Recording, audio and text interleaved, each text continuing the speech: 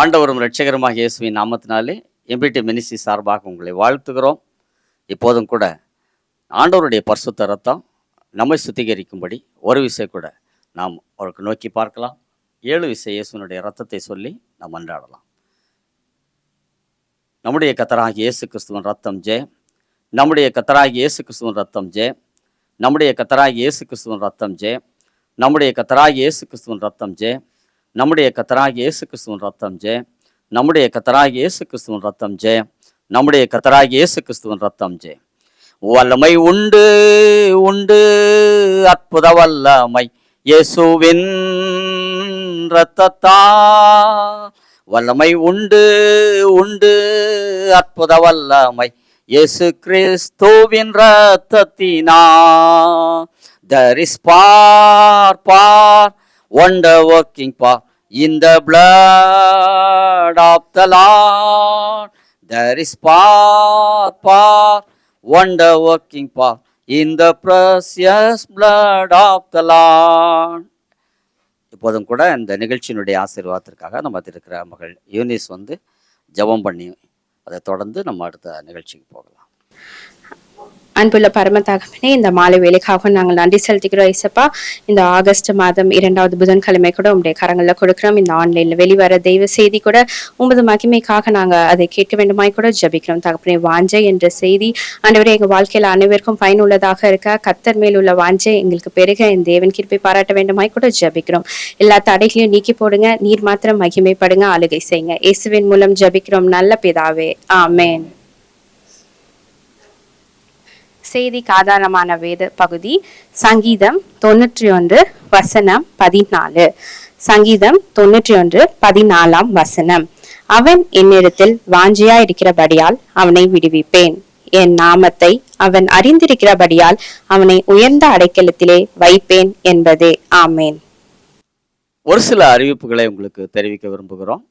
நம்முடைய எம்பிடி மினிஸ்ட்ரி சார்பாக வருடத்தில் ஒரு முறை AAAT அஸ்பெனாஸ் அனாயிண்டட் ஆன்சரிங் டைம் என்று ஒரு பைபிள் எக்ஸாம் நடத்துகிறோம். வேதத்திலிருந்து முக்கியமாக இந்த யூடியூப் ப்ரோக்ராம்களில் கொடுக்குற செய்திகள் தான் அதிகமாக இருக்கும். தாம்பரம் ஸ்கூலில் பேசப்படுகிற செய்தி, இதிலிருந்து கேள்விகள் கேட்கப்படும். வேதத்திலிருந்து தான், வேதத்தில் கேள்வி தான் முக்கியமாக இருக்கும். வேற வெளியே இருந்து எந்த கேள்வியும் இருக்காது. ஆகவே இதற்கு ஆயத்தமாகுங்கள். இந்த யூடியூப் ப்ரோக்ராம்களை மற்றவர்களும் கூட நீங்கள் பாருங்கள், நீங்கள் ஆயத்தமாகுங்கள். செப்டம்பர் மாதத்திலே 2வது சனிக்கிழமை மாலை 2லிருந்து 5 மணி வரைக்கும் camp road Mars matriculation school east தாம்பரத்தில் இருக்கிறது. அதில் இந்த எக்ஸாமை நடத்துகிறோம். நீங்கள் கலந்து கொள்ளுங்கள். அது உங்களுடைய ஆவிக்குரிய வளர்ச்சிக்கு, தேவனுடைய ஆசீர்வாதத்தை பெற்றுக்கொள்வதற்கு ஏதுவாக இருக்கும். கர்த்தர் அது உங்களை ஆசீர்வதிப்பார். அது மாத்திரமல்ல, இந்த நிகழ்ச்சியை நமக்கு ஸ்பான்சர் பண்ணுகிற கர்த்தருடைய பிள்ளைகள் பெருங்குளத்தூர் பகுதியில் இருக்கிற எட்வின் அகஸ்டஸ் அவர்கள், அவருடைய மகன் சுரேஷ் எட்வின் மற்றும் அவருடைய மனைவி ஜெயராணி சுரேஷ் மற்றும் அவருடைய மகன் கிளமண்ட் மற்றும் அவருடைய மனைவி பிள்ளைகள், இந்த குடும்பத்தினர் நமக்கு இந்த நிகழ்ச்சியை ஸ்பான்சர் பண்ணியிருக்கிறார்கள். கர்த்தரோட அளவில்லாமல் ஆசீர்வதிப்பார்கள். ஒவ்வொரு மாதத்திலையும் 1ஆம் தேதி மாலை 7 மணிக்கும் 2வது புதன்கிழமை மாலை 7 மணிக்கும் 2 யூடியூப் நிகழ்ச்சிகளை எம்பிடி மினிஸ்ட்ரி சார்பாக நாம் கொடுக்கிறோம். இவைகளை பாருங்கள், சப்ஸ்கிரைப் பண்ணிக்கொள்ளுங்கள். எம்பிடி மினிஸ்ட்ரி என்று நீங்கள் டைப் பண்ணி இதை சப்ஸ்கிரைப் பண்ணுங்கள். மற்றவர்களுக்கு இந்த நிகழ்ச்சிகளை அறிமுகப்படுத்துங்கள். அது மாத்திரமல்ல, பகுதி வாரியாக நாம் சில கூடுகைகளை, சுவிசேஷ கூட்டங்களை நடத்துகிறோம். ஒவ்வொரு மாதத்திலையும் முதல் புதன்கிழமை சென்னையினுடைய வடக்கு பகுதியில் இருக்கிற திருவொற்றியூர் தேரடி பகுதியில், இந்த மார்க்கெட் பகுதியில் அமர்ந்திருக்கிற YMCA ஹாலில் ஒரு கூட்டத்தை மாலை 6லிருந்து 8 மணி வரைக்கும் நடத்துகிறோம். 3வது புதன்கிழமை கிழக்கு தாம்பரம் கேம்ப் ரோட் நுழைவாயில் இருக்கிற மார்ஸ் மெட்ரிகுலேஷன் ஸ்கூலில் மாலை 6லிருந்து 8:30 மணி வரைக்கும் ஒரு சுவிசேஷ கூட்டத்தை நடத்துகிறோம். 4வது புதன்கிழமை சென்னையினுடைய வடகிழக்கு பகுதியில் இருக்கக்கூடிய நீலாங்கரை கணேஷ் நகர் முதல் மெயின் ரோடில் அமைந்திருக்கிற SM மகாலிலே ஒரு கூடுகையை மாலை 6லிருந்து 8 மணி வரைக்கும் நடத்துகிறோம். இந்த கூட்டங்களிலெல்லாம் சுவிசேஷம் போதிக்கப்படுகிறது. முடிவிலே தனிஜபம் செய்து அனுப்புகிறோம். பிரச்சனைகள், போராட்டங்கள், சத்துனுடைய கிரியைகள் இதிலிருந்து கர்த்தருடைய பிள்ளைகள் விடுதலை பெற்று போகிறார்கள். நீங்கள் யாராயிருந்தாலும் பாகுபாடு இல்லாமல் அதில் கலந்து கொள்ள உங்களை அன்போடு அழைக்கிறோம். கர்த்தர் உங்களை அளவில்லாமல் ஆசீர்வதிப்பாராக. இப்போதும் கூட நான் ஒரு செய்தியை கேட்க போகிறோம். ஏற்கனவே மகள் யூனிஸ் வாசித்த அந்த வேத வசனத்தினுடைய அடிப்படையில் கர்த்தருடைய வார்த்தையை சகோதரன் டேவிட் ஜெயக்குமார் உங்களுக்கு கொடுத்து ஜெபித்து முடிப்பார்கள். இணைந்திருங்கள். கர்த்தர் உங்களை ஆசீர்வதிப்பாராக. ஆமென். கண்களை மூடி நாம் ஜெபிக்கலாம். எங்களை அதிகமாக நேசிக்கிற அன்பின் பரலோக பிதாவே, இந்த நேரத்துக்காக நாங்கள் நன்றி செலுத்துகிறோம். ஆண்டவரே, இந்த 2வது புதன்கிழமை ஆண்டவரே ஆகஸ்ட் மாதம் மீட்டிங்காக நாங்கள் நன்றி செலுத்துகிறோம். ஆன்லைன் மூலியமாக உடைய பிள்ளைகளை சந்திக்க கர்த்தர் பாராட்டின எல்லா தயவுக்காக நன்றி. வார்த்தையின் மூலியமாக எங்களோடு பேசும், என்னோடு பேசும். வார்த்தை எங்களுக்கு பிரயோஜனமாய், உபயோகமாய், ஆசீர்வாதமாய் ஆண்டவரே எங்கள் ஆவி ஆத்மா சரீரத்தை உயிர்ப்பிக்கக்கூடியதாய் காணப்பட கிருபித்தார். எங்களை முழுவதுமாக உங்களுடைய கருத்துக்குள்ளாக அர்ப்பணிக்கிறோம். பரிசுத்த ஆவியானவர் தாமே பொறுப்பேற்றுக்கொண்டு வழி நடத்துமாறு ஜெபிக்கிறோம். எல்லா துதிக்கான மகிமை இயேசுவானோர் ஒருவருக்கே. இயேசுவின் நாமத்தில் ஜெபிக்கிறோம் ஜீவனுள்ள நல்ல பிதாவே, ஆமேன், ஆமேன். ஆண்டவராகிய இயேசு கிறிஸ்துவின் இனிய நாமத்தில் இந்த 2வது புதன்கிழமை ஆகஸ்ட் மாதம் கர்த்தருடைய பிள்ளைகள் ஒவ்வொருவருக்கும் என்னுடைய அன்பின் வாழ்த்துக்களை நான் தெரிவித்துக் கொள்கிறேன். கர்த்தர் வார்த்தையின் மூலியமாக நம்மை ஆசீர்வதிப்பாராக. கர்த்தர் இன்னைக்கு நமக்கு கொடுத்திருக்கிற செய்தியின் தலைப்பு என்னன்னு சொன்னா, வாஞ்சை, லாங்கிங். வாஞ்சை என்ற ஒரு தலைப்புல கர்த்தருடைய செய்தியை நான் இன்னைக்கு உங்களுக்கு முன்பாக வழங்க இருக்கிறேன். லாங்கிங் என்ற ஒரு இங்கிலீஷ் பதம் அதுக்கு சொல்லப்பட்டிருக்கு. 2 வார்த்தைகளை பயன்படுத்துவாங்க. ஒன்று விருப்பம். விருப்பம்னு சொன்னால் டிசையர். டிசையர்ன்றது விருப்பத்துக்கு ஆங்கிலத்தில் பயன்படுத்தப்படுகிற ஒரு வார்த்தை. 2வது வாஞ்சை. வாஞ்சைன்னு சொல்லும் போது லாங்கிங். லாங்கிங்னு சொல்லும் போது ஒரு ஆழ்ந்த விருப்பம். விருப்பம் போது மேலோட்டமானது. ஆனால் வாஞ்சைன்றது மிகவும் ஆழமான ஒரு தன்மை உள்ளதாய் அது காணப்படுகிறது. எல்லாருக்குமே விருப்பம் இருக்கும், ஆனால் எல்லாருக்கும் வாஞ்சை இருக்காது. மானானது நீரோடைகளை வாஞ்சித்து கதறுவது போல, தேவனே என் ஆத்துமா உண்மையில வாஞ்சையா இருக்கிறது, தாகமா இருக்குதுன்னு சொல்லி சங்கீதக்காரன் சொல்றார். அதுதான் வாஞ்சை. இதுக்கு ஆதாரமாக எடுத்துக்கொண்ட வேத வசனம் கொஞ்ச நேரத்துக்கு முன்னாடி நமக்கு படிக்கப்பட்ட ஒரு வசனம், சங்கீதம் 91:14. மிஸ்ஸஸ் டி யூனிஸ் ரிச்சர்ட் அவர்கள் அதை படித்தாங்க. அவன் என்னிடத்தில் வாஞ்சையா இருக்கிறபடியால் அவனை விடுவிப்பேன். ஒரு கிறிஸ்தவனுக்கு, ஒரு கிறிஸ்தவளுக்கு, ஒரு ஊழியக்காரனுக்கு, ஒரு ஊழியக்காரிக்கு, ஒரு விசுவாசிக்கு, ஒரு விசுவாச பெண்ணுக்கு காணப்பட வேண்டிய ஒரு இன்றியமையாத ஒரு லட்சணம் என்னன்னு சொல்லி பார்த்தா வாஞ்சை. எதுலெல்லாம் அவர்களுக்கு வாஞ்சை இருக்கணும்?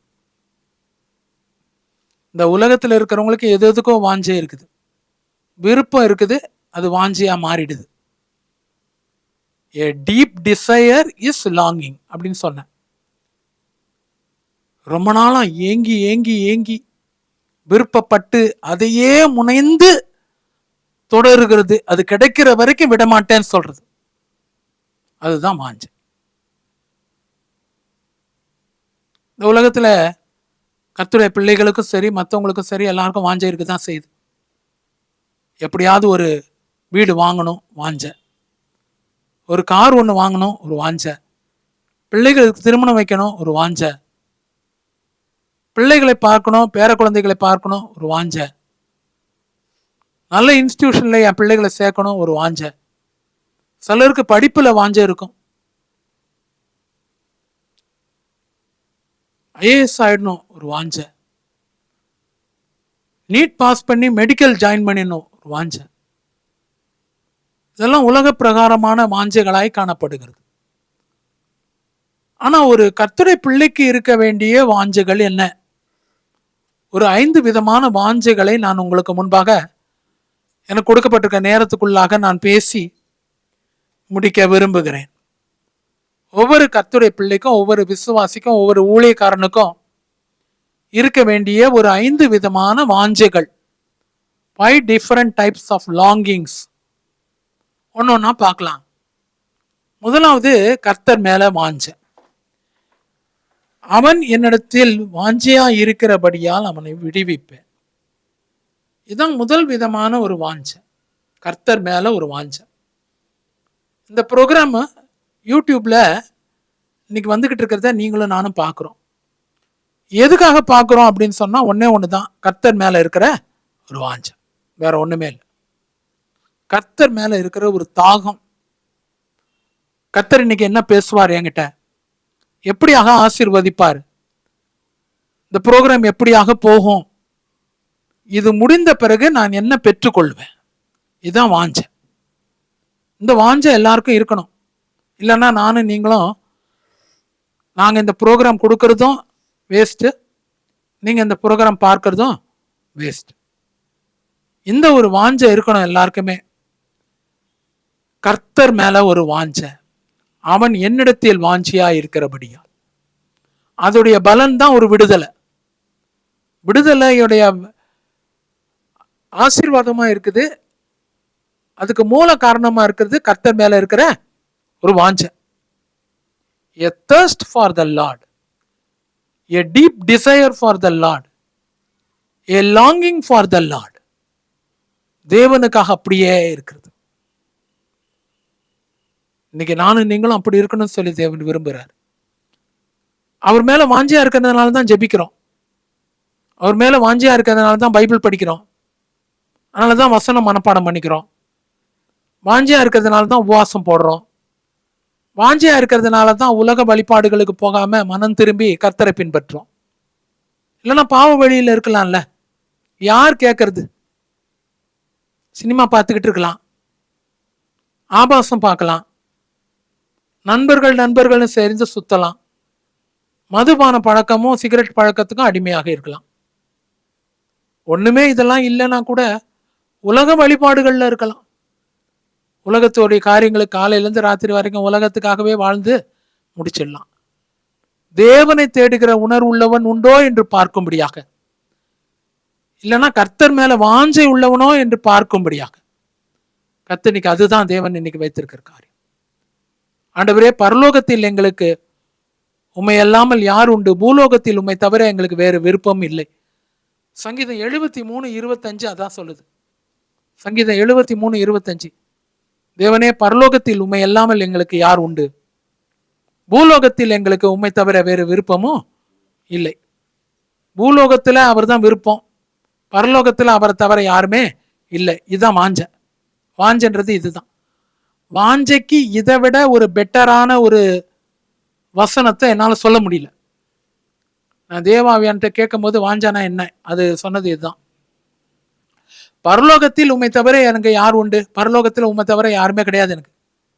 நான் பரலோகத்துக்கு வரணும்னு சொன்னா நீரே வழியும் சத்தியம் ஜீவனுமா இருக்கிறீர், நீ கூட்டின்னு போனாதான். பூலோகத்துல எங்களுக்கு நிறைய ஆப்ஷன்ஸ் இருக்கு. விருப்பத்தை வைக்கிறதுக்கு, வாஞ்சை வைக்கிறதுக்கு ஆப்ஷன்ஸ் இருக்கு. எதன் மேல வேணாலும் வைக்கலாம் இல்லையா? வேலை மேல வாஞ்சையா இருக்கிறவங்க இருப்பாங்க, தங்களுடைய வசதிகள் மேல வாஞ்சியா இருக்கிறவங்க இருப்பாங்க, தங்களுடைய பதவிகள் மேல வாஞ்சியா இருக்கிறவங்க இருப்பாங்க, தங்களுடைய அழகை பொலிவை வெளிப்படுத்துறதுக்கு வாஞ்சியா இருக்கிறவங்க இருப்பாங்க, தன்னுடைய திறமைகளை வெளிப்படுத்துறதுக்கு வாஞ்சியா இருக்கிறவங்க இருப்பாங்க, பணம் சம்பாதிப்பதற்கு வாஞ்சியா இருக்கிறவங்க இருப்பாங்க. ஆனா பூலோகத்தில் உண்மை தவிர எங்களுக்கு வேற விருப்பமும் இல்லை. இதுதான் utmost source of blessing of Christianity. இதுதான் அல்டிமேட். பரலோகத்தில் உண்மை தவிர யாருமே கிடையாது ஆண்டவரே, அங்க நான் வரணும்னா நீ தான். பூலோகத்தில் உண்மை தவிர எங்களுக்கு வேற விருப்பமும் இல்லை, வேற எது மேலேயும் எனக்கு நாட்டம் போக மாட்டேங்குது. அதுதான். அதனால எதையுமே இல்லாம சாமியாரா போயிடுங்கன்னு சொல்ல, விருப்பத்துக்கு ப்ரையாரிட்டி கர்த்தரா இருக்கிறார். எதுவுமே வேணாம், சாமியார் ட்ரெஸ் போட்டுக்கின்னு எங்கேயாவது ஒரு இடத்துல போய் தவம் பண்ணுங்க இல்லைங்க, அதுக்கு சொல்ல. இந்த உலகத்தில் அவரை தவிர வேற விருப்பம் இல்லை. அப்படித்தான் இருக்கிற ஒரு சூழ்நிலை. ஏன்னா ஆபத்து காலத்தில் அவர் தான் நமக்கு ஹெல்ப் பண்றாரு, அவர் தான் நமக்கு சிருஷ்டிகராக இருக்கிறார், அவர் தான் நமக்கு ரட்சகராக இருக்கிறார், அவர் தான் நமக்கு தேற்றரவாளனாக இருக்கிறார். அவர் இல்லாமல் நமக்கு கதி கிடையாது. ரெண்டாவது ஒரு காரியத்தை குறித்து பார்க்கலாம். எதன் மேல வாஞ்ச? முதல்ல கர்த்தரைய வாஞ்ச. ரெண்டாவது சங்கீதம் 119:40 வசனம். சங்கீதம் 119:40 வசனம். அதுல சொல்லப்பட்டிருக்கிறது என்ன? இதோ உம்முடைய கட்டளைகள் மேல் நான் எவ்வளவு வாஞ்சியா இருக்கிறேன். உம்முடைய கட்டளைகள் மேல் நான் வாஞ்சியா இருக்கிறேன். ரெண்டாவது, த லாங்கிங் ஓவர் த கமாண்ட்மெண்ட்ஸ், கட்டளைகள் மேல் நான் வாஞ்சியா இருக்கிறேன். இதுதான் ரெண்டாவது சொல்லப்பட்டிருக்கிற ஒரு வாஞ்ச, கட்டளைகள் மேல வாஞ்ச. கர்த்தர் நமக்கு கட்டளைகளையும் கற்பனைகளையும் கொடுத்திருக்கிறார் நம்முடைய சொந்த ஆசீர்வாதத்துக்காக. எதுக்காக கொடுத்திருக்காருன்னு நம்ம போட்டு நசுக்கிறதுக்கு இல்லை. கீழ்ப்படுகிறானா பார்ப்போம், இல்லைன்னா உதைப்போம், அதுக்காகவா கொடுத்துருக்கிறாரு? கீழ்ப்படுகிறானா பார்ப்போம், கீழ்ப்படியிலானா நல்ல சாத்தும், அதுக்காகவா கொடுத்துருக்கிறார்? அதுக்கு கட்டளைக்கு கவனமாய் செவி கொடுத்து நீ கீழ்ப்படிவாயானால் இப்பொழுது சொல்லப்படுகிற ஆசீர்வாதங்கள் எல்லாம் உன்மேல் வந்து பலிக்கும். 28:1 பாகமா தான் சொல்லுது. கட்டளைகள் சொல்லி கொடுத்திருக்காரு, கற்பனைகள் சொல்லியிருக்காரு, கமாண்ட்மெண்ட்ஸ் கர்த்தர் நமக்கு கொடுத்திருக்காரு, ஆர்டைனன்சஸ் கர்த்தர் கொடுத்திருக்கிறார். இதெல்லாம் எதுக்குன்னு சொல்லும் போது நம்ம அதை வாஞ்சையா எடுத்து அது கீழ்ப்படியும் போது கர்த்தர் அதுக்கு வேண்டிய ஆசீர்வாதத்தையும் பலனையும் நமக்கு கொடுக்கிற தேவனா இருக்கிறாரு. அதுதான் முக்கியம். உபாகமம் 5வது அதிகாரம், யாத்ராகமம் 20வது அதிகாரம், இதெல்லாம் பார்த்தீங்கன்னா கட்டளைகள் சொல்லப்பட்டிருக்கு. 10 commandments, 10 கட்டளைகள். அந்த 10க்கு ஒழுங்கா இப்படி சொல்லக்கூடாது. 10 கட்டளை தானே ஐயா, கவனமா பார்த்தோம்னா எத்தனைக்கு நானும் நீங்களும் வாஞ்சியா இருக்கிறோன்றது தெரியும். கட்டளைகளை முதல்ல அறிந்திருக்கணும், நோ த கமாண்ட்மெண்ட்ஸ். ரெண்டாவது, கீப் த கமாண்ட்மெண்ட்ஸ், கீழ்ப்படியணும். மூணாவது, அவர் மேல வாஞ்சியா இருக்கணும். வாஞ்சியா இருக்கும் போது அது நம்ம விட்டு விலகாது, அதோடைய ஆசீர்வாதங்களை முழுமையா பெற்றுக்கொள்ளலாம். ஆமா, கர்த்தர் மேல வாஞ்ச முதல்ல, ரெண்டாவது கர்த்தருடைய கட்டளைகளுக்கு வாஞ்ச ரெண்டாவது, மூன்றாவது கர்த்தருடைய ஆலயத்தின், தேவனுடைய ஆலயத்தின் மேல ஒரு வாஞ்ச. 1 நாளாகமம் புஸ்தகம் 29வது அதிகாரம் 3வது வசனம். 1 நாளாகமம் 29:3. இன்னும் என் தேவனுடைய ஆலயத்தின் மேல் நான் வைத்திருக்கிற வாஞ்சையினாலே. மூணாவது, கர்த்தருடைய ஆலயத்தின் மேல ஒரு வாஞ்ச.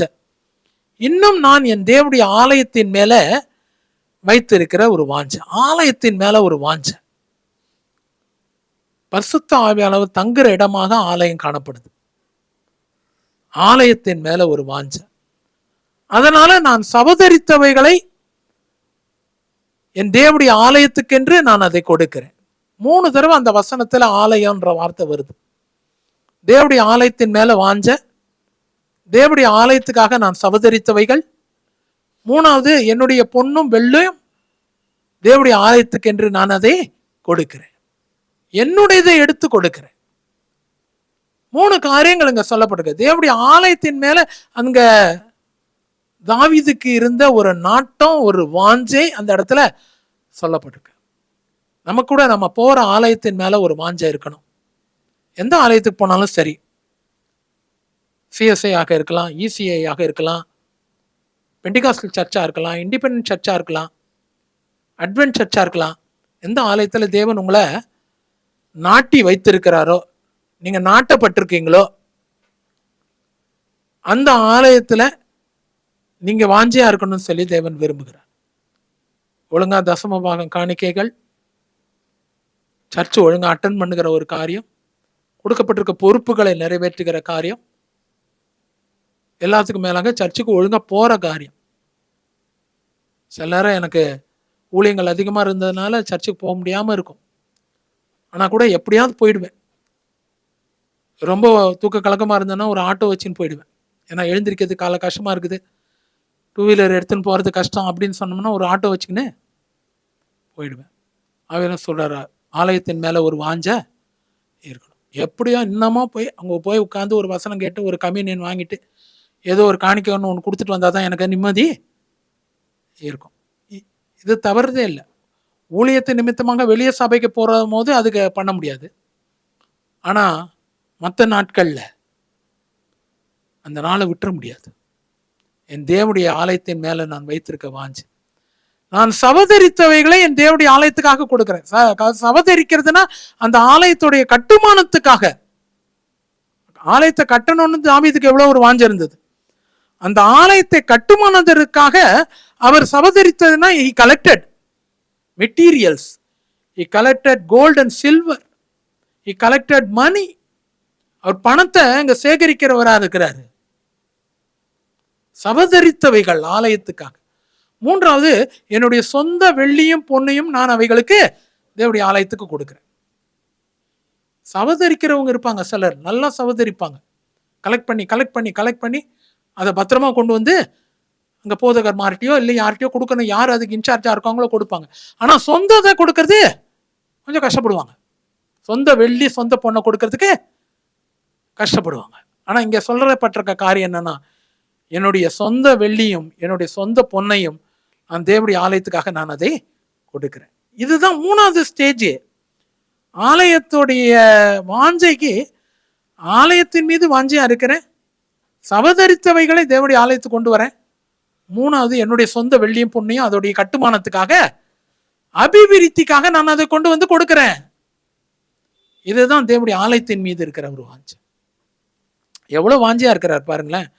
அவ்வளவு வாஞ்சியா இருந்து கூட கர்த்தர் தாவீதை ஆலயத்தை கட்ட அனுமதிக்கல. ஆனா அவருடைய மகன் மீது அந்த கடமையும் பொறுப்பு வந்தது. இவர், நீ நிறைய ரத்தம் சிந்திட்ட, ரத்தம் சிந்தினதுன்னா எல்லாம் புறஜாதியாருடைய ரத்தம் தான், எல்லாத்தையும் ரத்தம் சிந்திட்டு, அதனால நீ ஆலயம் கட்ட வேண்டாம். ஆனா உன்னுடைய மகனாகிய சாலமோன் அதை நான் எப்படி என்ன விதத்துல சொல்றேன்னா அதை கட்டுவாருன்னு சொன்னா அவர் கட்டினார். அதுதான் முக்கியம். முதல்ல கர்த்தர் மேல ஒரு வாஞ்ச, ரெண்டாவது கற்பனைகள் மேல ஒரு வாஞ்ச, மூன்றாவது ஆலயத்தின் மேல ஒரு வாஞ்ச, நாலாவது ஒரு காரியம் இருக்குது. நாலாவது காரியம் என்னன்னு சொன்னா, வேத வசனத்தின் மீது ஒரு வாஞ்ச. 1 பேதுரு புஸ்தகம் 2வது அதிகாரம் 3வது வசனம்.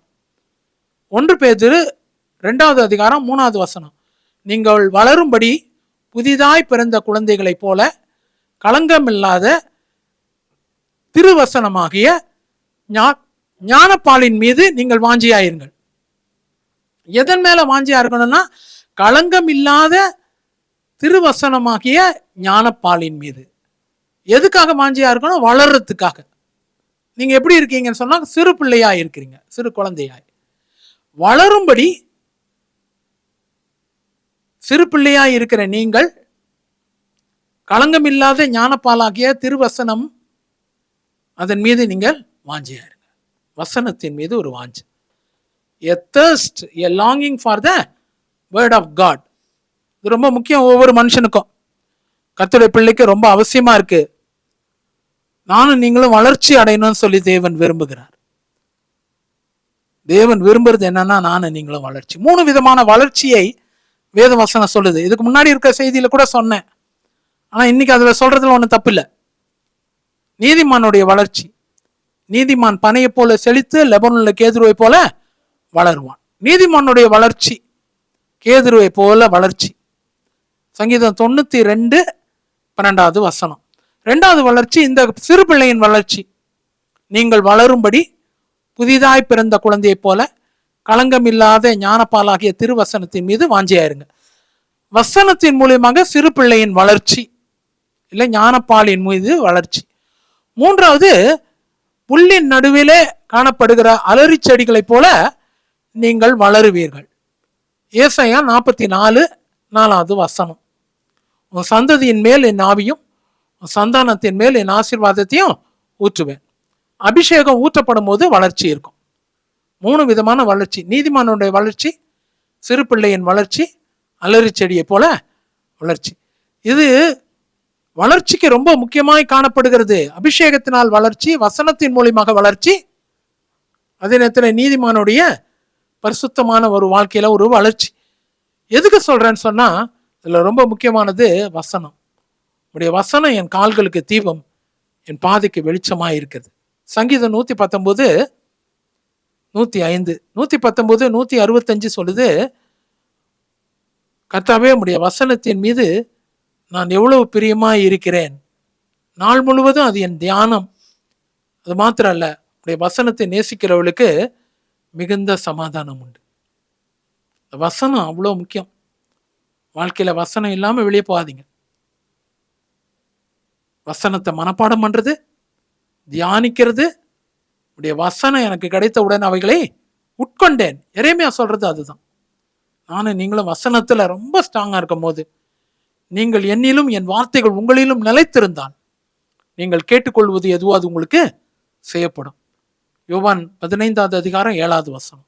வசனம் ரொம்ப முக்கியமானது. உடைய வசனம் ஆவியும் ஜீவனுமாய் இருக்குது. கர்த்தருடைய வேதம் குறைவற்றதும் ஆத்மாவை உயிர்ப்பிக்கிறதுமாய் இருக்குது. சங்கீதம் 19:7வது வசனம் தான் சொல்லுது. இன்னைக்கு நீங்களும் நானும் வளர்றதுக்கு வசனம் ரொம்ப பிரயோஜனமா இருக்கும். கடைசியாக ஒரு வாஞ்சை என்னன்னு சொல்லி நான் முடிக்க விரும்புகிறேன். பிலிப்பியர் 2வது அதிகாரம் 26வது வசனம். பிலிப்பியர் 2:26வது வசனம். எப்பாப்ரா உங்கள் எல்லோரும் மேலும் எவ்வளவு வாஞ்சியாயிருந்தான் என்பதை நீங்கள் அறிவீர்கள். A longing for God's people. உங்கள் எல்லார் மேலும் வாஞ்சியாயிருந்த எப்பாப்ரா கர்த்தருடைய ஜனத்தின் மீது, கர்த்தருடைய பிள்ளைகள் மீது, ஊழியக்காரர் மீது இருக்கிற ஒரு வாஞ்சை. பவுல் சொல்லும் போது, எப்பாப்ராவை பத்தி சொல்லும் போது அவர் இப்படி சொல்றார், அவன் எனக்கு உடன் சேவகன், உடன் ஊழியன், உடன் வேலையாள். தான் வியாதிப்பட்டதை நீங்கள் கேள்விப்பட்டதினால் அவன் துக்கப்பட்டான். அவனுக்கு துக்கம் வந்தது மாத்திரமல்ல, துக்கத்தின் மேல் துக்கம் எனக்கு வராதபடிக்கு கர்த்தர் எனக்கு இறங்கினார். இதெல்லாம் எப்பாப்ராவை பத்தி அதுக்கு முன்னாடி இருக்கிற வசனத்துல பவுல் அப்போஸ்தலர் சொல்ற ஒரு வார்த்தை. அதுல நடுவுல ஒரு காரியம் என்ன சொல்றாருன்னா, அவன் உங்கள் எல்லார் மேலும் வாஞ்சியாயிருந்தான். இன்னைக்கு கர்த்தருடைய பிள்ளைகள் மேல ஒரு ஆலயத்துல ஒருத்தர் பார்க்கிறோம்னா வாஞ்சியா இருக்கிறோமா? நம்முடைய இருதயம் எப்படி இருக்குது? அவாய்ட் பண்ணிடுன்னு சொல்லி சொல்ல நேரம் இருதயம் சொல்லும், போவாத அந்த பக்கம், இங்கே இருந்துரு, அந்த ஆள் போட்டான் அப்புறம் போகலாம். அப்படி இல்லை பிரியமானவர்களே. என்னுடைய வாழ்க்கையிலலாம் தேவன் நிறைய காரியங்களை கற்றுக் கொடுத்துருக்கிறத நான் பார்க்கிறேன். தேவ ஜனங்கள் மீது ஒரு வாஞ்சை. எம்பிடி ஜனங்களை அவங்க வீட்டுக்கு போய் பார்ப்போம்.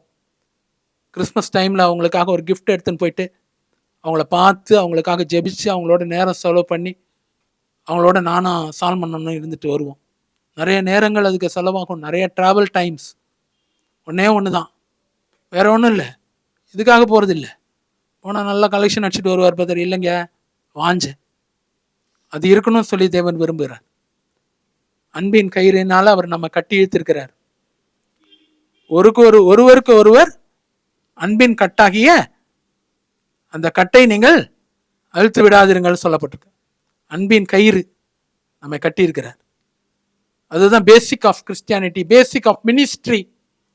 சும்மா ஏதோ நானும் ஒன்று செய்கிறேன்றது இல்லை. ஒரு சின்ன கிஃப்ட் எடுத்துன்னு போவோம், அவங்கள பார்த்துட்டு ஒரு ஜோம் பண்ணிட்டு அவங்களுக்கு ஒரு வசனம் கொடுத்துட்டு குடும்பத்தெல்லாம் பார்த்துட்டு ஒரு விஷயம் சொல்லிட்டு நன்றி சொல்லிட்டு வருவோம். இந்த வருஷம் முழுசும் நீங்கள் எங்களோட இருந்தீங்க, நன்றி. எதுக்காக செய்கிறோன்னா வேற ஒன்றுமே கிடையாது, ஆதாயத்துக்காக இல்லை. ஒன்று தான். எதுக்காக போகிறோன்னு சொன்னால், ஆமாம், அவன் உங்கள் எல்லார் மேலும் மிகுந்த வாஞ்சி உள்ளவன். எப்பாப்ராவா இருக்கணும்னு சொல்லி நான் ஆசைப்படுறேன். எப்பாப்பா தீத்துவா இருக்கணும்னு சொல்லி நாங்கள் இருக்கணும்னு சொல்லி தேவா என்னையும் சால்மன் அண்ணனையும் விரும்புவார். போய் ஒரு நன்றி செலுத்துறது கூட உங்களால முடியாதா? இந்த ஊழியத்தில் அதெல்லாம் செய்யப்படும். எம்பிடியில் அதெல்லாம் செய்கிறோம். தேடின்னு போவோம். அவங்க எப்படி இருந்தாலும் சரி, ஊழியத்துக்கு ஏதாவது சின்ன உதவி செஞ்சுருப்பாங்க என்னைக்காவது, போய் பார்த்து அவங்களுக்காக ஜெபிச்சுட்டு வர வேண்டியது. மரணங்கள் இருக்காதுன்னு சொல்லியிருக்கார் பிரியமானவர்களே. மரணங்கள் இருக்காது அப்படிப்பட்ட குடும்பங்கள்ல. இது வரைக்கும் இல்லை. இது வரைக்கும் யார் வீட்டுக்கெல்லாம் போனோமா அகால மரணங்கள்லாம் தவிர்க்கப்பட்டது, ஆக்சிடென்ட்ஸ் தவிர்க்கப்பட்டது, வியாதியில் பாதி வயசுல போறதெல்லாம் தவிர்க்கப்பட்டது. நான் பார்த்துருக்கேன். இத்தனை வருஷமா நாங்கள் அதை செஞ்சுன்னு இருக்கிறோம். ஒரு நாள் 2 நாள்ல, இத்தனையோ கடந்த 10 வருஷத்துக்கு மேலாக அதை நாங்கள் செஞ்சுட்டு இருக்கோம். ஆனால் அதில் பார்த்தீங்கன்னா கர்த்தர் எங்கேயும் அகால மரணம் இல்லை. வாஞ்சை, எனக்கு ஒரு வாஞ்சை இருக்கும் அவங்கள போய் பார்க்கறதுக்கு, எம்பிடி ஜனங்களை பார்க்கறதுக்கு, மற்ற ஜனங்களை பார்க்கறதுக்கு, யார் வீட்டுக்கெல்லாம் போகிறோமோ அவங்களெல்லாம் பார்க்கறதுக்கு எனக்கு ஒரு வாஞ்சை இருக்கும். வாஞ்சை இல்லாதபடிக்கு எந்த ஊழியத்தையும் செய்ய முடியாது பிரியமானவர்களே. ஊழியம் கர்த்தருக்காக, சேவை மனுஷனுக்காக. The ministry for the Lord and the service for mankind. இதுதான் ஊழியம். புரிச்சுக்கோ. மனுஷன் மேல வாஞ்சை இல்லாம எல்லா கிரட்ஜையும் எல்லா எரிச்சலையும் வச்சுக்கணும் எந்த ஊழியமும் செய்ய முடியாது. நான் ஊழியத்துக்கு ஆகும்போது ஆயத்தமாகும் போது, ஜனங்களை சந்திக்க ஆயத்தமாகும் போது கர்த்தர் என் ஹார்ட்டை அப்படியே மாற்றிடுவார். அது வரைக்கும் இங்கே எதாவது என்னமோ நடந்துட்டு இருக்கோம். குடும்பத்தில் காரியங்கள் அதெல்லாம் நடந்துட்டு இருக்கும். இங்கே சண்டை போட்டு நிற்பேன், எல்லாம் பண்ணுவேன், மனுஷன் தானே. ஆனால் வாகனத்தில் ஏறுறதுக்கு முன்னாடி எல்லாத்தையும் இங்கே சூரியன் அஸ்தமிப்பதற்கு முன்பாக உன் எரிச்சல் தனியாக கிடக்குது. ஏன்னு சொன்னால் அப்போ தான் ஜனங்க மேலே உனக்கு வாஞ்ச ஒரு ஹார்ட்டே மாறிடும், ஆளே மாறிடுவேன். ஆவியானவர் நிரப்ப ஆரம்பிச்சிடுவார். காரில் ஏற ஆரம்பிச்சிட்ட உடனே அந்நிய பாஷை அடையாளங்கள் இறங்க ஆரம்பிச்சிடும். வாஞ்ச ஊழியம், இதுதான் ஊழியம். அன்பின் கட்டை தரித்து கொள்ளுங்கள், அன்பின் கட்டை தரித்து கொள்ளுங்கள். 5 விதமான வாஞ்சைகள் பார்த்துருக்கோம்.